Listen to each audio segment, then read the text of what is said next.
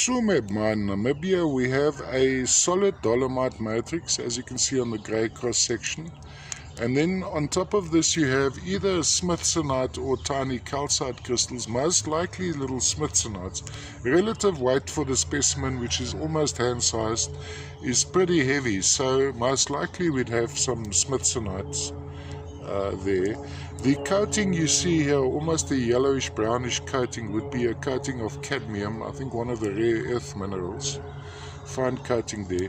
But the main feature on this specimen, of course, is these tiny mimetite crystals. Let's just see if we can zoom in a little bit over there. You have all these little mimetite crystals sitting in between this.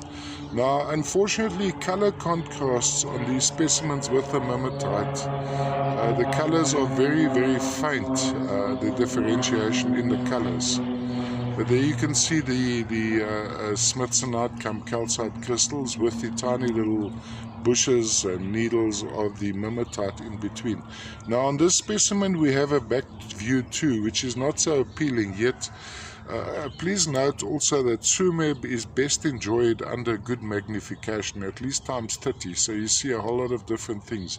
The coloration on the back would most likely be as a result of a cadmium coating, which was quite abundant at the Tsumeb mine, so even though it's a rare earth mineral, it's quite abundant at Tsumeb as a coating in many cases and as inclusion in other cases. Lovely piece, almost hand size, so good size too.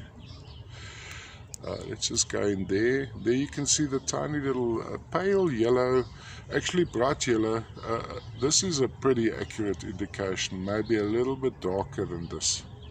There is definitely, you can see the yellow on here, it's just not very prominent because it's rather light, as is the rest of the matrix.